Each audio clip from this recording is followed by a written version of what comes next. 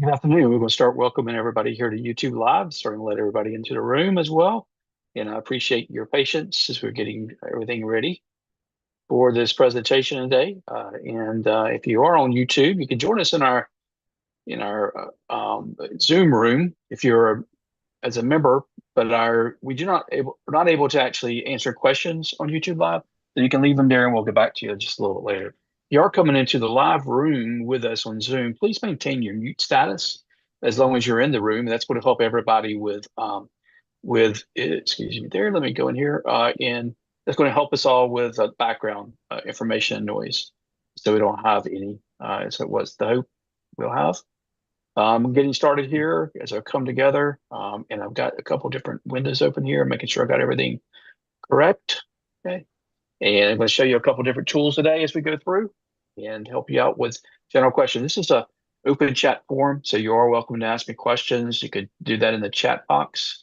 But if you have a question individually, if you raise your hand, I'll call on you, or you can just interrupt, and I'll be glad to try to address your questions as well. Just to say that if you are put on mute, it's not anything personal. We just use that for the background noise as we go through it. You are able to unmute yourself in the room. Giving everybody just a couple more minutes getting here. Everybody's doing great on this Thursday afternoon. What we're going to do today is talk about the RFP, the request for proposal, and I want to walk you through some tools to help you understand how to first, learn what they are, and then second, learn how to read them, and then finally, learn how to respond to them. And I'm going to show you some tricks and some useful tools that we have in place. Our primary objective at GovDirections is not only help you find the bid, but help you respond to it in a way that you can win that opportunity. We are, of course, located in Atlanta, Georgia, and we have been in this sector since 1998. And I just always like to pull us to this particular slide here, just to remind you, it's supposed to be hard. If it were easy, everyone would do it. And while we're here today, I'll open my window here and say hello to those who are on the video, and be glad to address questions to you. I'm one of the founders of RFP Delivery, GovDirections, and here to answer questions that you might have. The primary purpose today is to go through and actually help you identify the structure of a request for proposal. I'm going to walk through each section and explain the importance of them. Then I'm going to use an actual RFP and some tools we've helped develop to identify those sections and show you how to start responding using tools like Chat GPT and others. And we're going to do that within an hour time frame. And this will be available to you immediately after the session, recorded live at YouTube. First, what are we really talking about when we talk about a request for proposal? There are multiple contracting instruments that governments use to get your attention. The basics of the theory of the firm is why we all work together, why the government specifically work with private sector organizations. We have a philosophy of that for that in the United States, and they work because you're a subject matter expert. You have a product that they need. It's more cost effective for them to contract out with you. They do that in a number of different ways in order to get your attention in a marketplace that they try to bring some uniformity to. First, they'll use maybe a request for information, or maybe a request for qualifications, or even a source of salt to see really what the market is. And those are documents where they're asking you to submit back information or your general qualifications in order to move forward in the future with a particular opportunity. Sometimes those lead straight to a sole source type contract or some sort of justification. And then you have the more traditional bidding mechanisms, and you have, for example, the invitation to quote, invitation to bid, the quote being less formal, the invitation to bid. They generally know what they want, and maybe everything's pre-filled, and you're just going in there providing them a price for that request, or that request for the actual bid itself. And so everybody's got a unique, nothing really too unique with that. It's for an actual a product or a widget or some sort where everybody can come to the table with the exact same sort of specs. And then of course the request for proposal, really where you're able to shine. The information is there for you to and present it in such a way that you get back your proposal back to the government. The government knows really what they're looking for, but you're the one who's going to guide them in how they actually get to the end of to reach their goals and objectives. And so when you start to look at it, I'll just like point out that, a request for proposal, truly the definition, it is a solicitation. Okay. They're looking for you to respond. They're looking for companies to submit some sort of a business-like proposal back to them through a bidding process. That means you're going up against others who are actually going to be there competing against you. And so you want to make sure you do that in a strong way that demonstrates your company's first professionalism, and then second your ability to really meet their needs, and then showcase your organization, your capabilities. There always is always to purchase something that's value to that organization. In fact, many times the RFP, once you see it, it's been through a process of actually going out and the preparation of getting your attention for sometimes months, even years in development to get to that point. So it's for you to take it seriously, give them back a business proposal in order to help them accomplish their goals and objectives. When you take a look at an RFP, and this is important so that you can start organizing your information, you're really going to see specific parts of an RFP and how they actually are getting your attention. First, they will give you a statement of work. This is the most important part, I think. That statement of work, it should be concise. It's their responsibility to practice what's referred to as the ABCs of contracting: accuracy, brevity, clarity, making sure that you understand what they're looking for in that first paragraph, maybe two paragraphs. And it should really catch your attention. In fact, I always like to point out this one Coldplay song, "You're the One That I Wanted to Find," and having that play in the back of your head whenever you see a bid, because that's really what you're looking for, something that matches you perfectly, as close as possible. And if it doesn't, it's a $7 trillion marketplace, and so you need to go ahead and bypass it and move on to another opportunity. You'll see that to be the case. I frequently hear from clients who are bidding on contract after contract, but I'm a big believer in really staying focused in on a variety of projects. I think that provides a better approach to winning actually in the government sector and government space.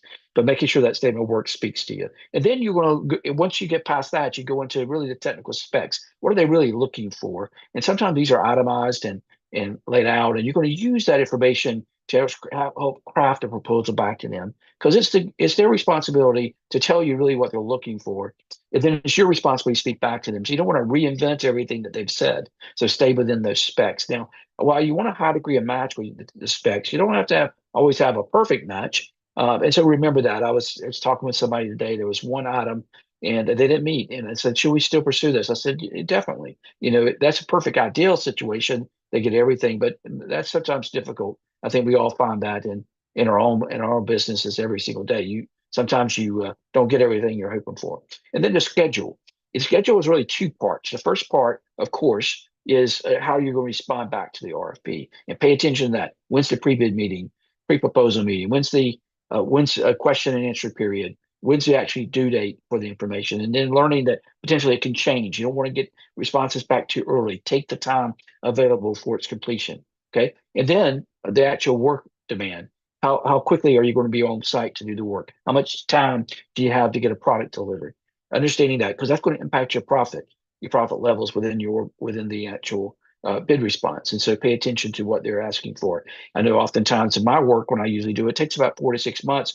I can get it done quicker, but whenever they ask me to do it quicker, it's going to increase my cost. And so I need to be able to cost it out as well. And so understanding that and using that. So two things already we're seeing driving into your profit center of the actual response.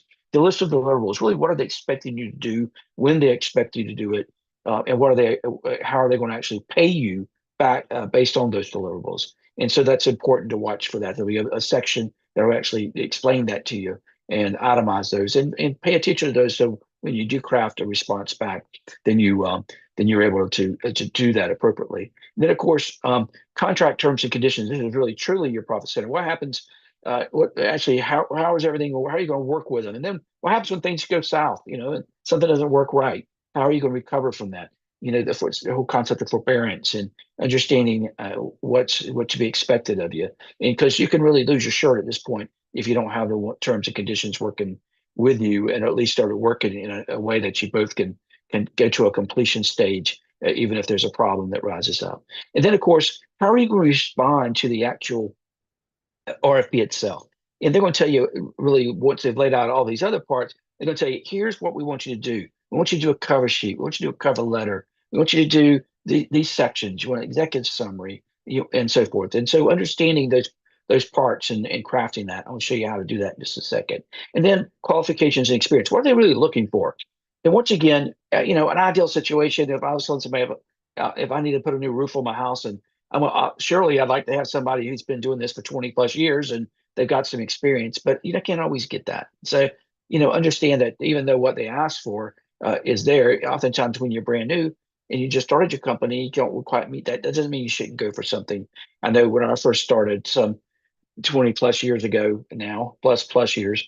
It took me almost 7 months to get my first contract, and I had to really step in there because my qualifications and experience was somewhat limiting at that point. And now, it's not. And so you bend the arc there based on what you how you're able to sell your company and present it in your past experiences. Sometimes you have to cut the pricing just a little bit in order to really go forward and grab that contract. So balance that. Then, of course, your cost breakdown. How are you going to break down your cost? And how and work with that to respond to them. And then finally, and understanding that costing is different in the private sector and for the private sector from the public sector, and truly understand because you got more rules, you got more regulations you have to work with, and of course the evaluation criteria itself. And how are they going to measure your success? How are they going to evaluate? How are they going who are going to determine who they're going to give a contract to? And pay attention to that. It's not always a breakdown just of cost, but it's also potentially other factors that go in there. So you want to make sure you fully understand that. And as we go forward, reminder that statement of work by far the most important. You're the one that I wanted to find. Make sure it's singing that song to you.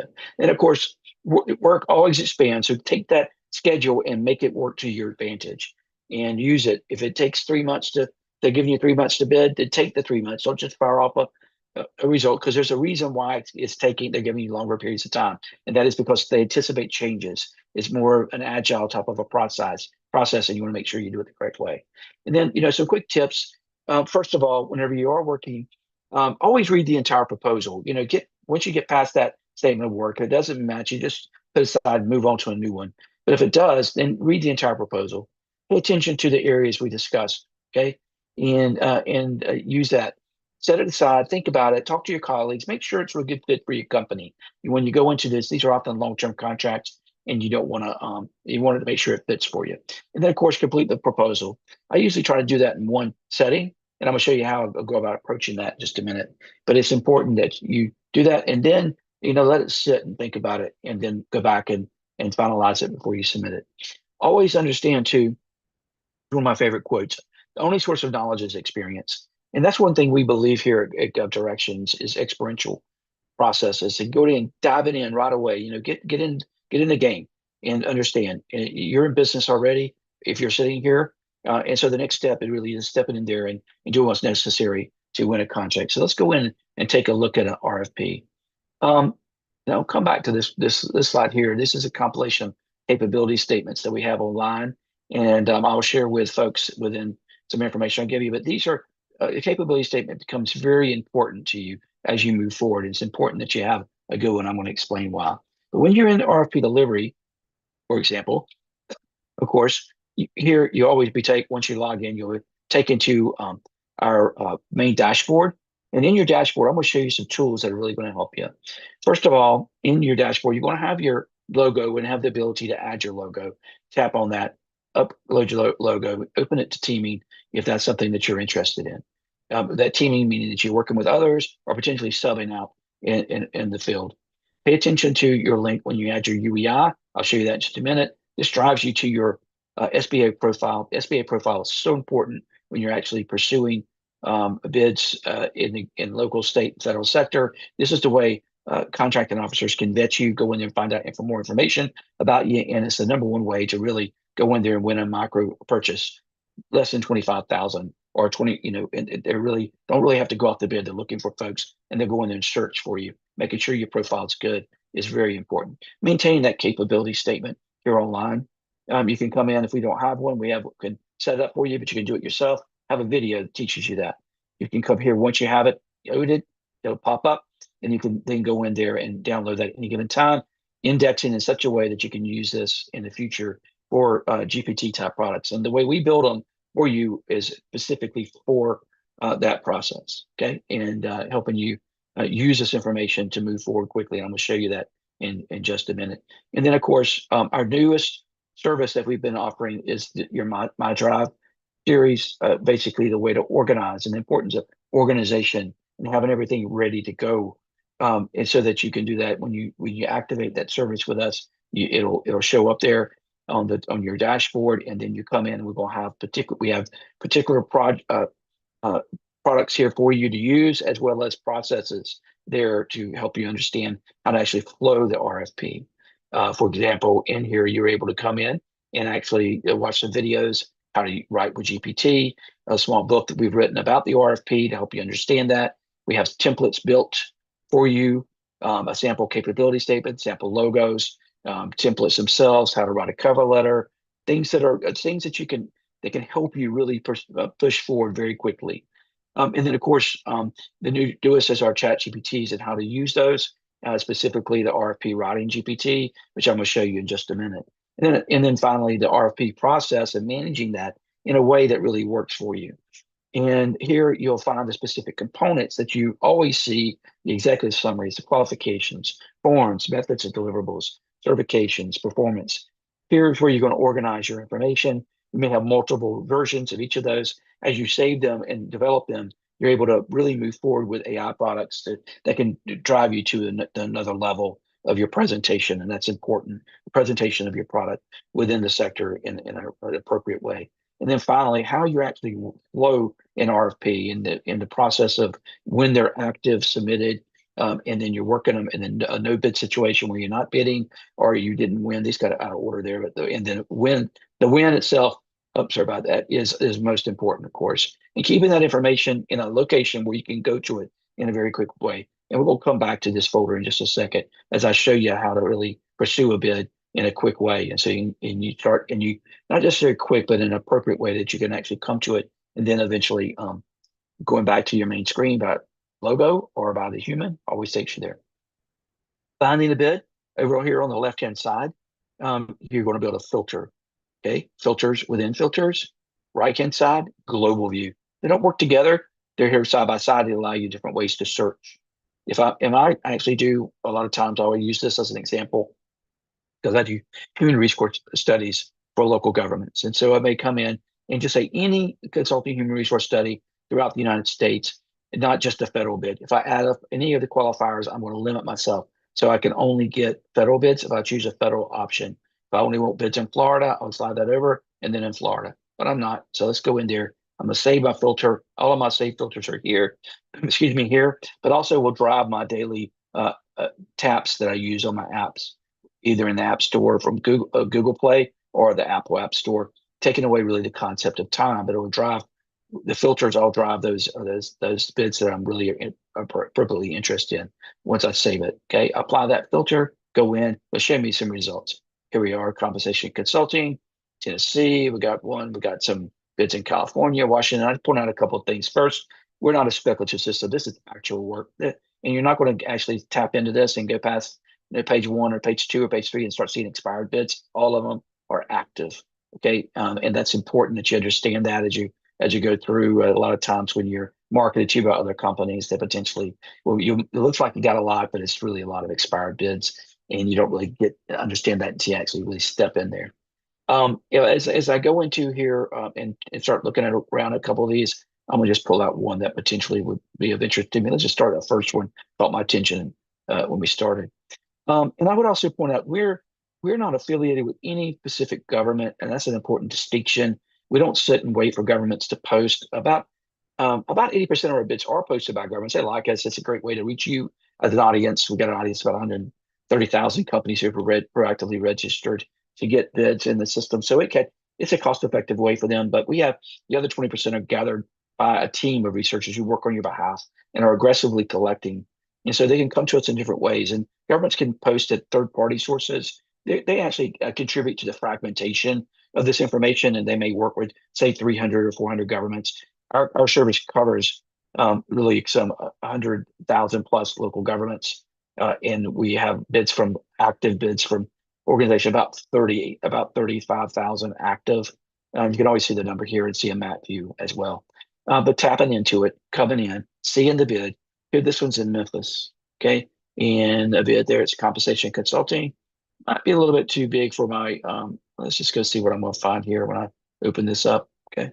Coming in, probably going to have to log in and gather that data. I'm going to go back and use another one just a minute so we can, and I'm doing this on a live version so we can kind of see specifically how it works. Over on the right-hand side, I actually can come in and just do a big global search if I ever just want to come in and see what kind of bids or compensation consulting type bids that are out there. And I could search, and those two words come up. There's one in Alberta, that's that one in Tennessee again. I think it's the same one. Let me go back in and take a look at some classification work. And I'm just kind of showing you some of the tools to really help you do that. And maybe I'll type in the word classification. So I'm looking at a filter within a filter. So that way you can actually go in and sorry about that. There we go. One Oregon, North Carolina, Tennessee. Again, here's another one. Let's go see what that one in North Carolina looks like. Rolesville, North Carolina. Small enough organization. Know what your indicators are. I use the different indicators of success that I really watch for in order to go in and actually win these contracts. Okay. So here we go. I got one. Okay. So here's a bid. It's of interest to me. Familiar with this organization. It's a right size organization. So there I'm going to start with my attachment. I'm going to download that and I'm going to open it up here. It's going to be in a PDF. Okay. And the first thing I'm going to do is take that information. Okay. And share it with you on that PDF. Okay. And in my document folder, as I open this up, okay, here's my document. I'm going to start reading through there. I'm going to take a look at that scope, just like I said. And this one looks like a good one. It's exactly what I do. Okay. So this is important to me. Okay. I'm going to go in. I'm going to actually go into my in my drive now. RFPs of interest. I'm going to go into my active folder. I'm going to start me a new folder. Okay. I'm going to call it after that. I think it was Roseville. And the due date. I always like to keep the due date front and center is Rolesville. Okay. October 24th. Because that way, if something changes, I can know that, and also it just keeps it in front of me so that as it gets closer and closer, I realize I got less and less time.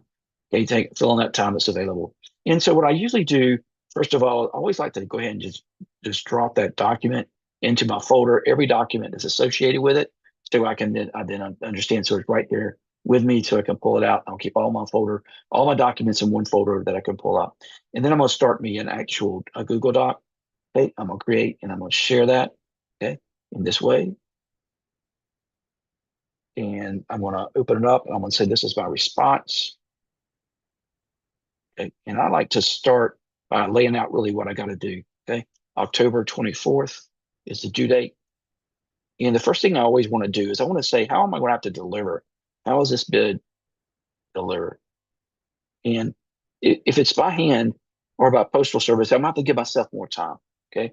And so when I answer that question for myself, I go in and watch it. And this one actually is going to be delivered online. Okay. And so that actually helps me. So I got more time. Okay. And so I'll drop that in there online. Okay. And then what I usually do is go in and start me a table. Okay. Insert. I'm using tools that are free. Okay. Now there are tools that are out there that cost you a little bit of money, but it's a free Google tool. Okay. And here they'll allow you to do a to-do chart, more or less a progression of the work that you're responsible, project review. Okay. And I'm gonna pull that there. I'm gonna say, this is my status. Okay. Maybe my action items.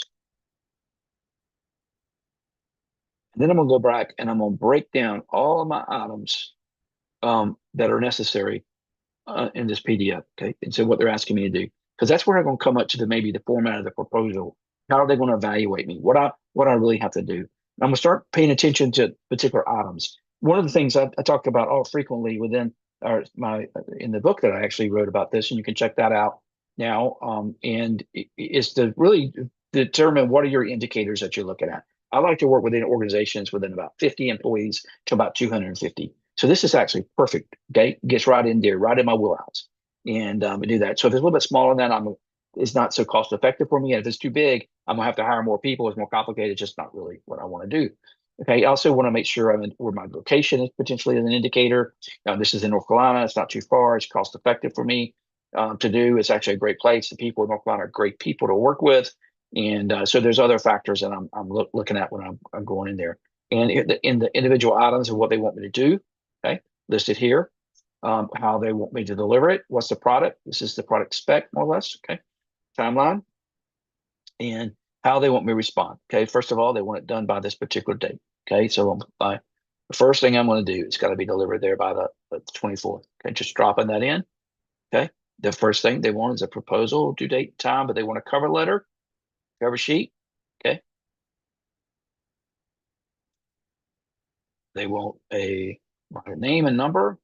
Okay, I'm not going to call out itemize all of these, but these are the items. So I'm itemizing each of these and making sure that I fulfill them within the information that I get.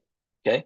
Now, in the old days, not so long ago, maybe a year ago, I'd go in and actually really start spelling out all of that and do my own writing. But you now have different tools, including within, even just within the Google Drive is the, Gemini, going in and actually using that, and that'll actually help you in terms of the writing skills. But I actually like to use chat and chat GPT in the OpenAI series. So I've got that opened up here.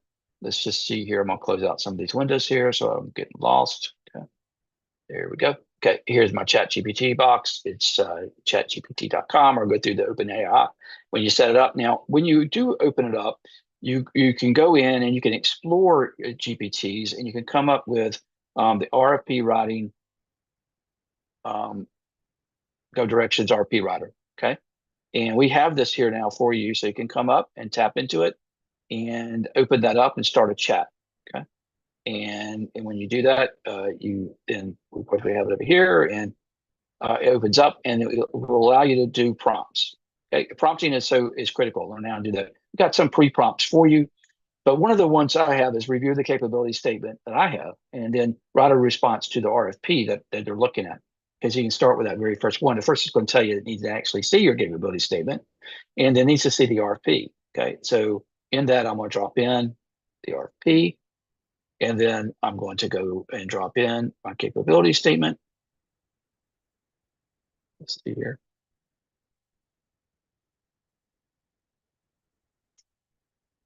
Okay, I'm going to say, use my capability statement to develop a detailed proposal that meets the expectations of,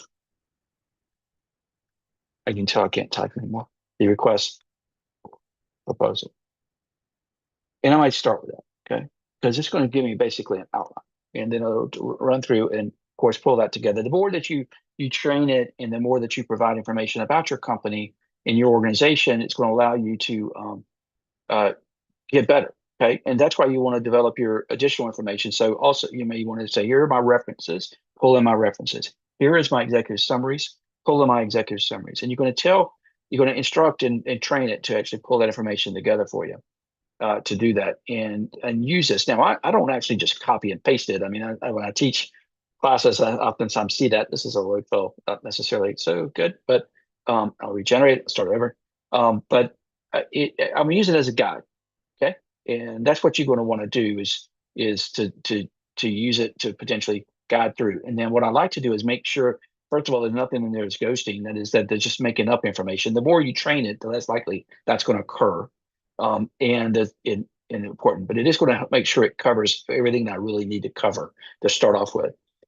In addition, whenever I do pull it in, I'm going to make sure I reformat it, okay? Because I don't want it to look and feel solely like a GPT response. They're looking for really from me to get back response from my company, and so I'm going to really drive into that, okay, in that process. But pulling it again is pulling them up references and in this process, and even driving a conclusion, and potentially giving me a cover letter and so forth. So this will pull it pull it together for me. I'm gonna go back in. I'm gonna drop it in. Okay. As I'm doing that, I want to go ahead and just tell it to prepare me a cover letter that highlights how my company will meet their goals and objectives. Okay. So it's doing that for me. I'll go ahead and just go over here and go ahead and start my proposal, potentially going in, inserting here a break, okay, section break, so I can keep it separated. So I'm eventually going to drop out most of my information from the, excuse me, there. Okay. I'm going to drop out, I'm going to move my action item list over to another folder and use this as my primary response because I'm going to be able to download as a PDF of the final product, and it's going to be all ready to go with me in order to submit it. Now, what I traditionally do in most of this, I will get rid of the lines and most likely get rid of the numerical breakdown just to help make it look more professional. And then I'm almost always going to go through and I'm going to take it and clear out the select all, and I'm going to clear out the text so that it's not bold, and then potentially come back and reformat it in my own formatting. Okay. And in driving it home, that's more my proposal in the document. But this is really strong writing processes to help me out. Okay. And I know it's just to help me in my time. So while I did that, I was able to come back and pull that cover letter put together for me. Okay. Speed things up just a little bit. Okay. And then because they wanted a cover letter, and then I'm going to drop that in. Most likely going to drop that in. Sorry, getting to me here, right up front. Okay. Insert break, section break, drop that in. Okay. And then I'm going to actually come in and go ahead and break and do my cover sheet too. Okay. And I'm going to have my section break right there. I'm going to have in my drive, let's see here, back, ready to go. My templates. Okay. Generally, I already have it built with my logo and everything already on there. Okay. And I'll pull it in, put it over there, and have me a cover sheet ready to go as well. And most likely also go ahead and just put myself a table of contents. Unless they tell me not to, I'm always going to do that and come back in and format with that table of contents. Okay, it's continuing to grow as I go along. And when you do this, and would call this executive summary instead of introduction. Okay, here we go. And I'm going to use the standard insert, let's see, go my standard formatting, maybe heading 2 for these, in order to build my table of contents. Okay. And as I'm also doing that, we'll come back in and constantly update that because it reminds me that I'm actually getting some work done.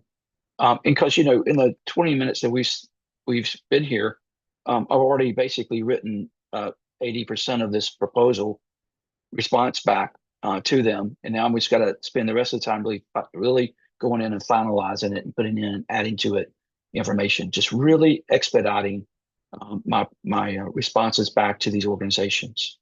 And so wanted to share some of these tools with you today, the things that you potentially can use from us right away. Of course, our primary service here is actually free for most of the things that I've shown you today, including YouTube channel, all the details, our GovSchool classes, hundreds of hours of videos. But if you're wanting to add your drive, it is available. You can reach out to us. And there's a fee for that to get it set up for you. It's just a one-time fee. A capability statement, once you draft your capability statement, then you can use it just like I use mine. It has everything in there ready to go for what your responses are to the government, really streamlining your responses. And then our tools here to search and find. All federal listings are, once again, completely free. And I was hoping one of my, somebody called me yesterday and she'd been working with us and she landed in the last year she's been working with. She reminded me she's now won 18 contracts, but she just got a big one yesterday. It's a $1.5 million transaction that she won. and she had never, before starting with our services, never had bid, and never had won a contract, of course, because she hadn't bid. But now she has, and she was just real happy and reached out to us. So with that said, I'm going to stop, see if there's any questions if anybody might have. And I want to thank everybody for joining us this afternoon. Any questions? Thank you and have a great afternoon.